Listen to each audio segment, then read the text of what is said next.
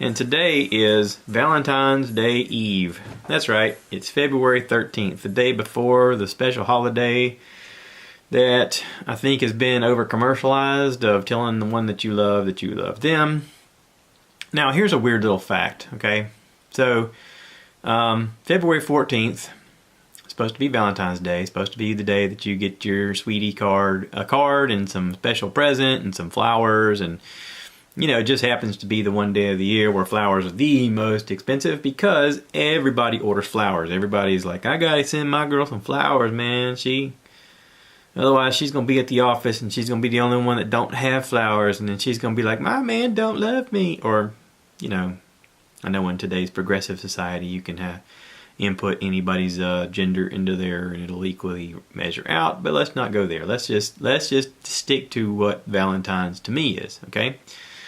So, in a lot of ways, I got extremely lucky in the fact that I met my wife. And my wife, Dolores, is not like your average woman.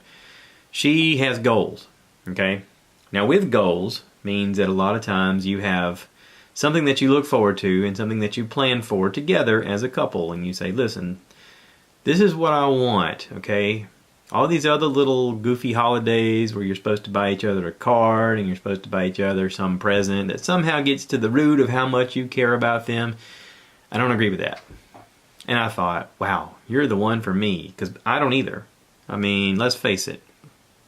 If it's a birthday or Christmas or Valentine's Day or something like that, anniversary, you think, oh God, what am I going to get that's going to equate financially in a gift-giving thing that goes, I care about you a lot. Now, what is that thing? Now, for us, I mean, we've kind of navigated this since the beginning, but we have agreed that the thing that we enjoy more than anything is to go on some really excellent vacations. Now, everybody has their thing, okay? Some people it's, having a place at the lake that they go to, or a place in the mountains, or one really cool trip to the beach, or, I mean, you name it, whatever their thing is. Some people it's to go hunting as a couple, or to go off-road four-wheel driving, or you name it. There's always something out there that's your thing, okay? And so you sort of direct all of your energy and all of your money and all of your time towards that goal. And when I met my wife, I did not take vacations.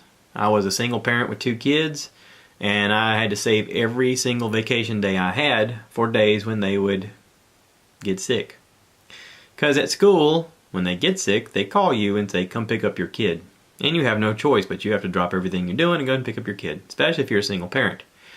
Now, it would have been helpful had along the way I had a little bit of assistance, but seeing as how I was doing it on my own, it was like, all right, well, I gotta save every single day for that. And when I met my wife, we started dating, and she says, where do you go on vacation, or what do you do when you're on vacation? And I said, what is vacation? I said, for me, vacation is kids' sick days, and then if I get to the end of the year, at the time I worked for a local Budweiser distributorship, and if you got to the end of the year and you still had days left over, you just had to burn your days so that you didn't lose them. So I may be taking like the last week off, or I've used every single day that I've needed for them to be sick. So it was a lot of like kind of living life on standby. And when I met her, she was like, listen, we're not going to do that. We're going to take vacations. You have help now.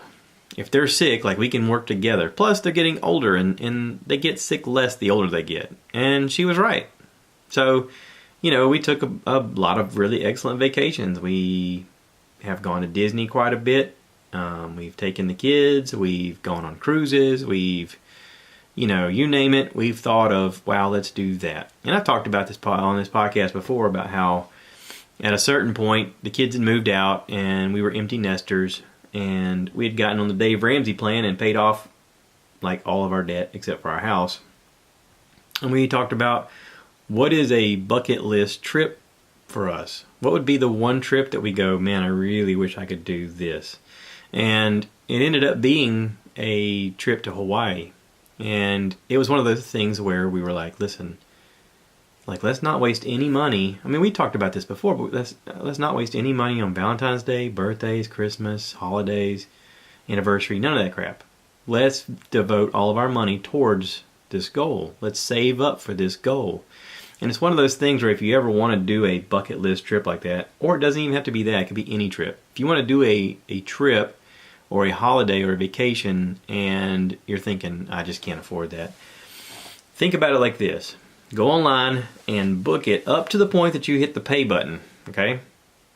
Like, set it up exactly like you want to go. I want this and I want that, and I want to go this many days, and how much does it cost to fly, and go ahead and project all that stuff and like jot it down, write it down on a little piece of paper. All the way up to the point where it says click here to pay, and then go, no, I'm backing out. What it'll do though is it'll give you a ballpark figure in what you can aim for. And you find yourself thinking about, okay, if I don't have bills, except for my house payment and regular living expenses, I already know that I've budgeted enough to pay off these other bills, so let me budget to put this money aside for a vacation. So we do. So when we get bonus money, or we earn a little extra here and there from doing things, or if I sell some stuff, you know, that kind of thing, then the opportunity arises and we're able to use that money towards the vacation, and we pay it off early. We pay it off ahead of time. And we did that with our Hawaii trip. We saved up and we had the money and we went ahead and booked it. And to me, it made that trip even more pleasurable, because going on the trip, I thought, wow, this is the first time that in my life ever I've gone on vacation and not worried about anything financially. Like, if something came up, I didn't worry about, oh wait, well, how much does that cost?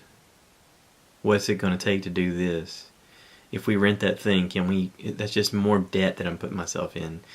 You know, and kind of in the past when we've done stuff with kids, you know, I talk about this with some of my drivers about how we booked a cruise one time with the kids, and we did the whole thing on a credit card. I mean, it was one of those things where we tried to pay it down, but we knew we were going to carry over our balance. And then when we went on the trip, like, things that we were doing along the way, we kept putting on the card, and I was like, this is going to take us forever to pay off. And it did. It took quite a while to pay off, longer than I would have ever wanted to. Now, I've done a lot of stupid things with money, and that's one of the stupider things I've done with money. Now, there is an argument over the fact of you can't trade time for anything, and that it was nice to take the trip with the kids, and the kids will tell you that was one of their best vacations they ever had. But it was, in a lot of ways, very irresponsible of us. And let's face it, we're all guilty of being irresponsible with money at times. There are times where we hit that Amazon button a little too aggressively and think, oh yeah, I want to get that. Yeah, I get that too. And yeah, I get that. And then you get the Amazon sticker shock when you get your bill, and you're like, oh, I got a little out of control that month. Let me put myself on restriction for a little bit and not do that.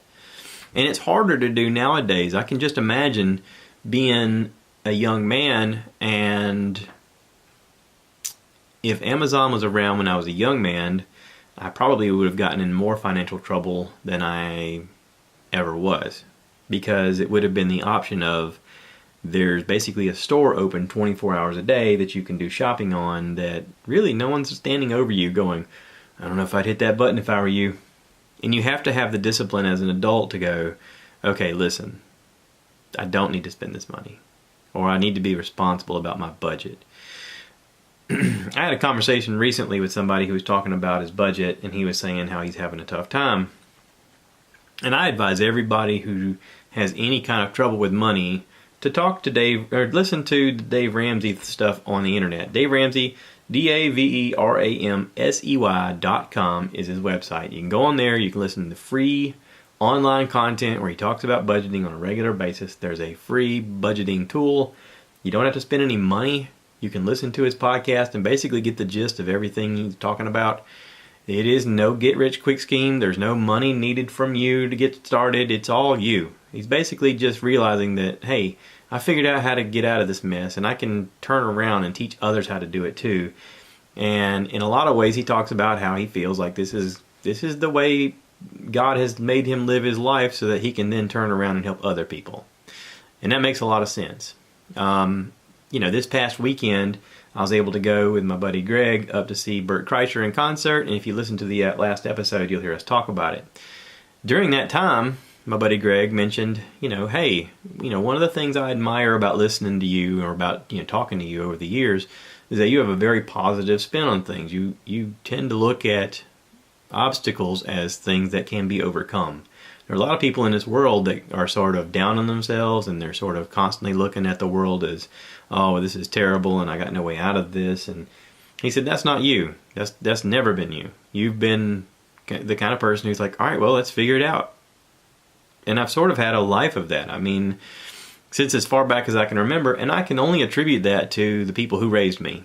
They say it's that nurture versus nature. I've had a little bit of both, okay? So no matter what comes up, at the end of the day, you're still left with you looking at your problem going, all right, now what? Now, here's an advantage, okay?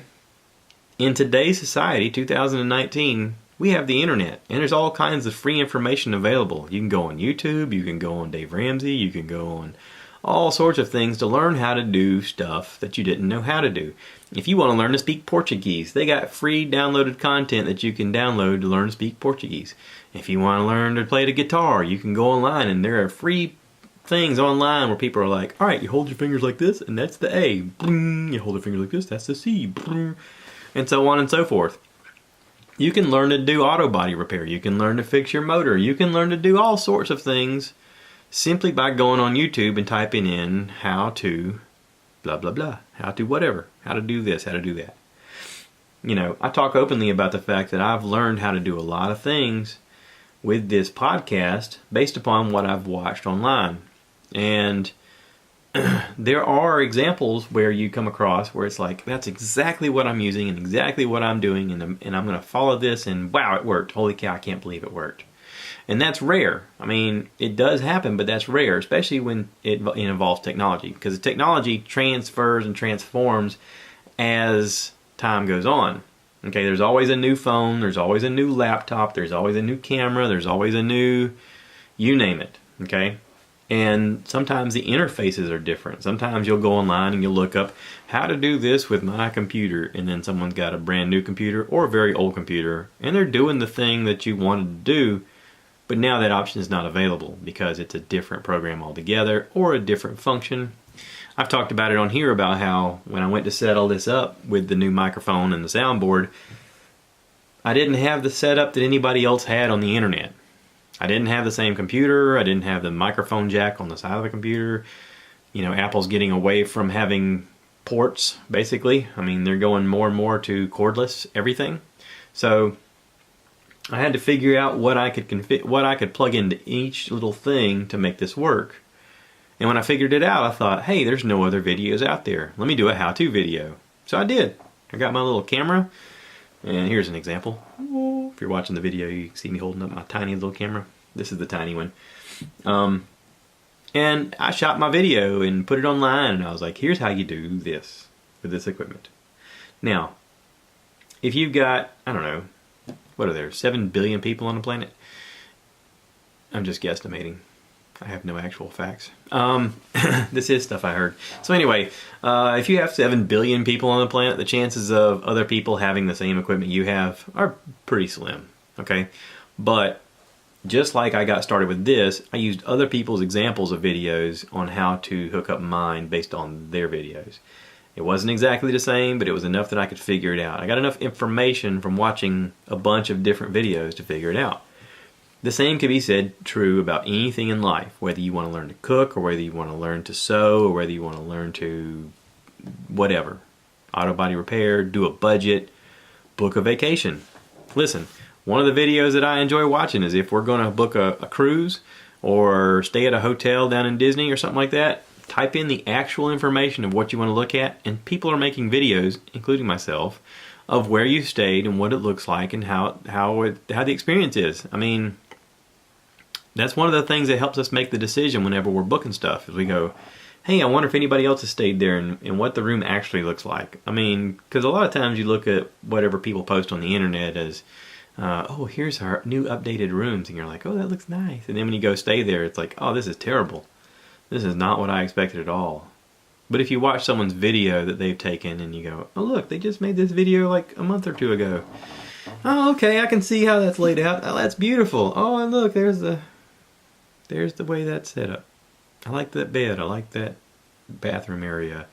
You know, one of the things my wife always looks for is a large bathroom area that has a sink big enough to hold her makeup mirror and, you know, hair stuff and makeup and whatever else, so that when she's getting ready, everything is kind of set up similar to when she's at home. And a lot of bathrooms that you stay at are very, very tiny. We stayed at one out in San Francisco where the counter was so small. I mean, it was ridiculous. It was straight up ridiculous. If we had that trip to do over again, there's a lot of things we would have done differently. And one of the things we surely would have done was we would have turned our rental car in early. But I mean, hey, that's information that you pass along. If there is some truth to the fact that at some point in human history here, we are going to get to what they call the singularity, where we have shared consciousness and shared ideas and shared knowledge, we're going to look back one day at YouTube and we're going to say, hey, that was the beginning. That was the beginning. If there is some way to look at our consciousness and they're able to look at your digital footprint, if anybody's watched Black Mirror, there's an episode on there where this woman's husband passes away. And Black Mirror is one of those shows on Netflix that sort of shows you like a Twilight Zone version of our very near future. Anyway, this woman's husband passes away and she's lonely and she tries to see other people and she just can't get over the fact that she's missing her husband, and she basically orders a clone version of him. It's like a robot type thing that she sort of has to get going, and then when it comes alive, it looks just like her husband, obviously because it's an actor playing the part. I mean, you know, come on, you have to kind of go with this a little bit to get the idea. But anyway, she supposedly is able to take this clone of her husband, and you hit a button on it and it downloads a lot of information from social media so that it takes on like words and verbiage and the tone of his voice and that kind of stuff, so that it's more like him. Okay, that way it's more realistic. And she does that, and then she realizes along the way that the version of what she's downloaded into this guy is this best possible version, because every time they took photos and videos together, he was always smiling at the camera and he was always on his best behavior, and when in reality they sort of had like a normal relationship where they, you know, bantered back and forth and razzed each other and at times argued. And while this clone version looked like her husband, it was not her husband. And there was a thing on there where you can download more content from the internet so that other people's videos of you comes across, and it sort of made him a little more humanistic, but still she knew he wasn't. And I think life is kind of like that. You know, nowadays if you look on Instagram or Facebook or something like that, it's more of, here's my best life and I'm going to show you my best life. I'm not going to show you the times when I'm really suffering and when I'm having a hard day. And you know, here one of the things I've tried to do lately is, if I notice something like that where people are talking about something they're going through in real life, then I try and read what they wrote and go, wow, I can't believe you're going through that, and thank you for sharing. And you know, it sort of informed me of the idea of talking about things that are going on in my life that's real. Because if anybody's listening to this, which obviously somebody is, I mean, I'm looking at my downloads and I'm getting, current day, I'm getting like 226 downloads or listens per episode, which is awesome. I mean, thank you. Thank you for being a part of this. But let's be honest, okay? Part of this is the fact that what I say, whether it's the timbre of my voice or the cadence or the fact that I have anything worthwhile listening to, part of this is because I'm just telling you exactly what's on my mind. I'm telling you truth. I'm telling you, let's say this, I'm telling you my truth, okay?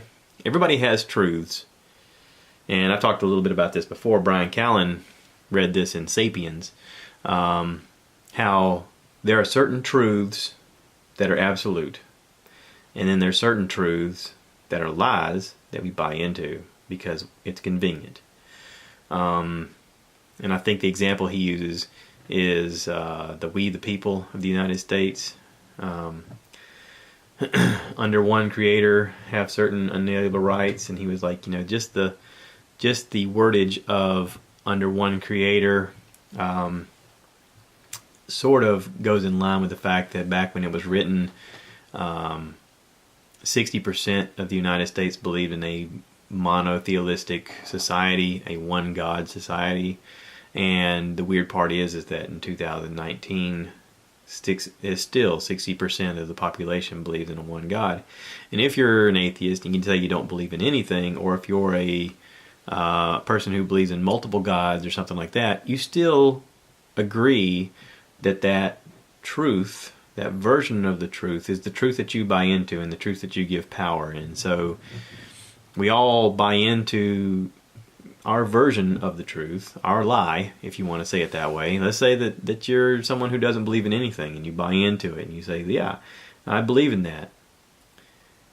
You're not really buying into it, but you lie to yourself and you tell yourself you believe in it, because the other wordage is that we are all created equal. We are not all created equal. Okay, just look around. Look at the people that you come into contact with on a regular basis. If I come into contact with, someone who plays in the NBA, I'm 5'8". They're usually around 7 foot tall.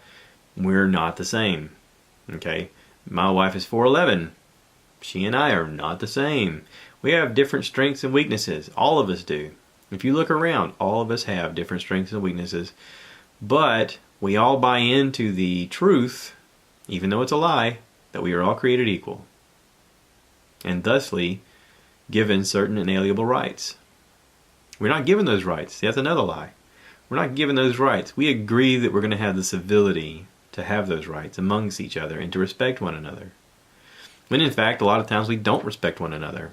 Look at the political climate right now. Look at people who are on social media who non-stop bicker at each other and belittle one another and talk crap to one another. It's not even. And we're not treating each other as even. Although we should. We absolutely should. Maybe to go full circle, maybe if this thing comes around to a singularity, maybe we'll be kinder to one another. Maybe we can then achieve some goals to get some things done on a positive note. That'd be nice. So I want to talk a little bit about a project here. Not to shift gears tremendously, but I'm trying to wrap this up around 30 minutes, as usual. I'm working on a project here. While Greg was in town, he and I went to go see his mom and Frank out in Darlington, and they're building a house. And the amazing thing is that they're doing it all themselves, just the two of them. And this is a tremendous undertaking that they've done. The place looks incredible, and as we're doing the tour, we go upstairs and notice that Greg's mom has been sort of redoing, what's the term? Refinishing? I guess it's refinishing slabs of wood to the point that she's starting to make furniture. She made this farmhouse table that we ate at. It was beautiful. And she has some large slabs of wood that she is finishing. And she had a piece that was done, a cedar piece that was gorgeous. I mean, gorgeous. I could not believe how pretty it was.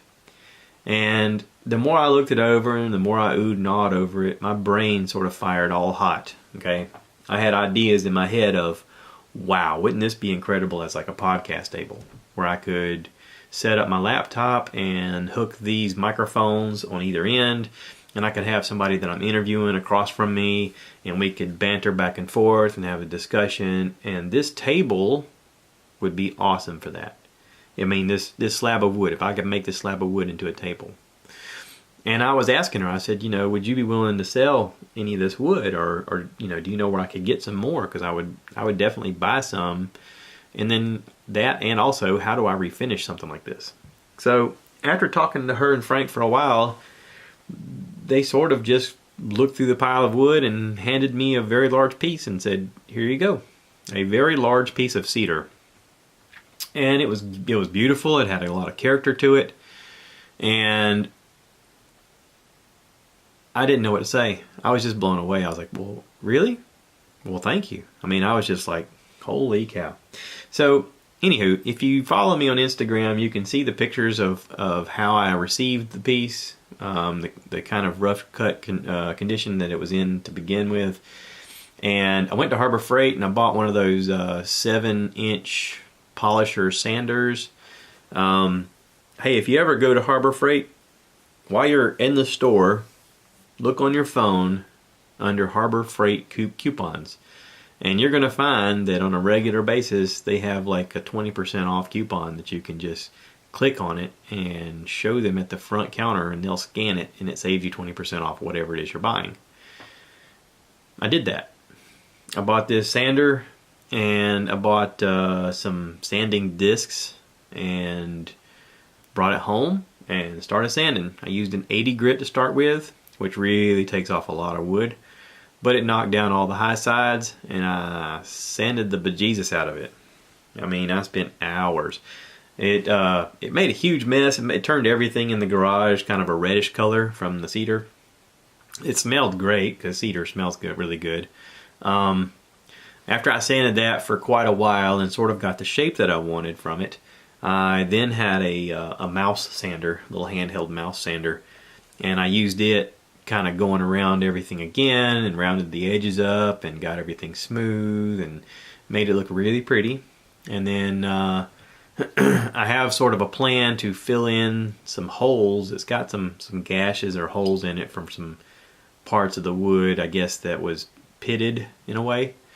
And I picked the loose pieces out of the pits and cleaned it out really well. Used an air, I got like an air compressor out there with a nozzle.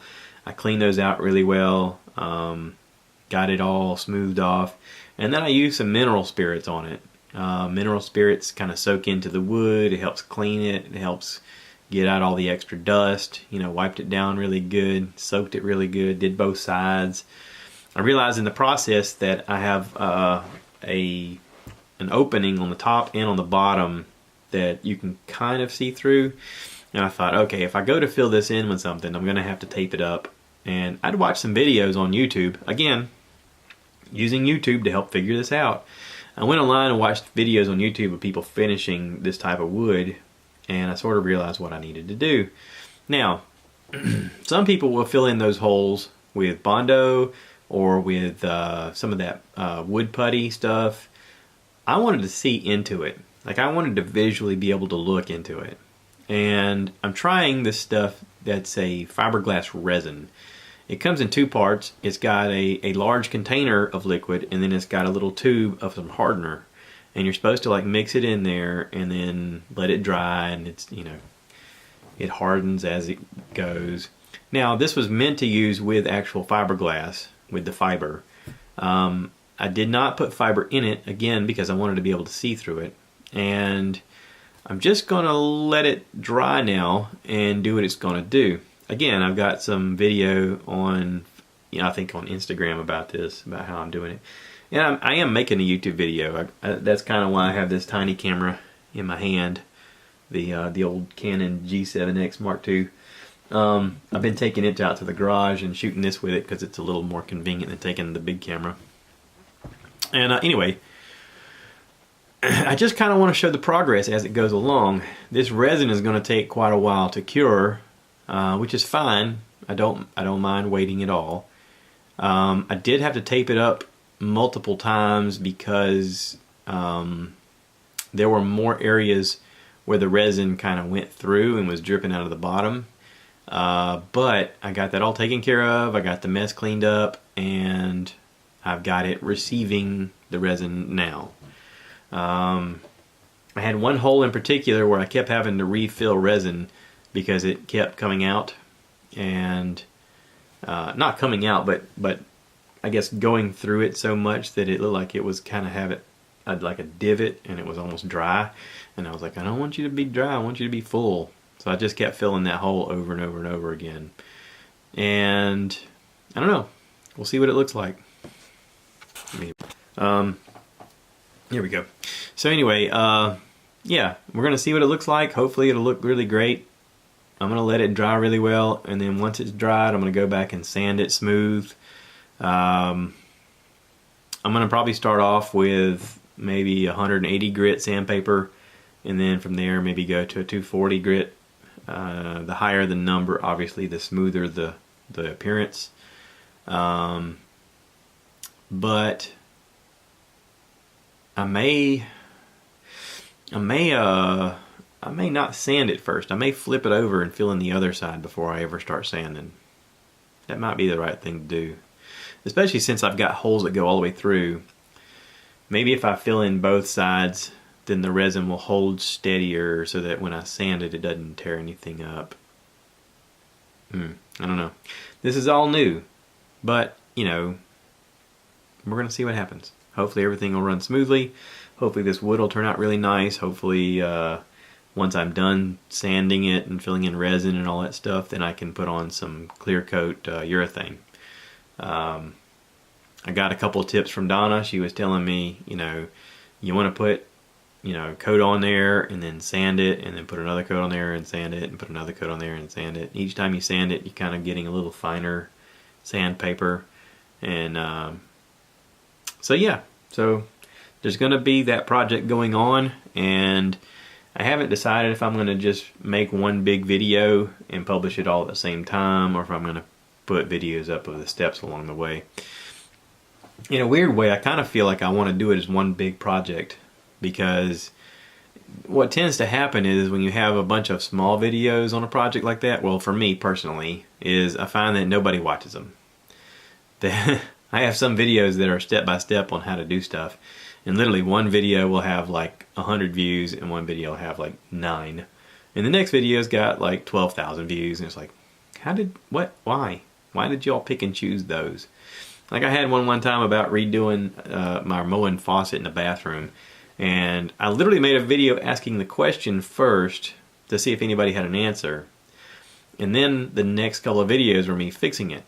Well, everybody watched the first video for some reason, and they all wrote back and said, well, that didn't help at all. And I'm like, hey, I've linked the other videos. Watch the other videos. I figured it out. And one of them's got, that first video's got a stupid amount of views, and then all the other ones have a fraction of it. And I'm like, I actually figured it out. I mean, I called the 1-800-BUY-MOEN people, and they fixed it. They even sent me the part to fix it with for free, and the part to go in it. But nobody watched that part. So I may just save this content for this whole project up until the wood is finished, and then I'll probably publish that as one big video. Yeah, I think I'll do that. So anyway, I'm going to wrap this up. I want to thank everybody for listening and for being a part of this, and for tuning in on a regular basis.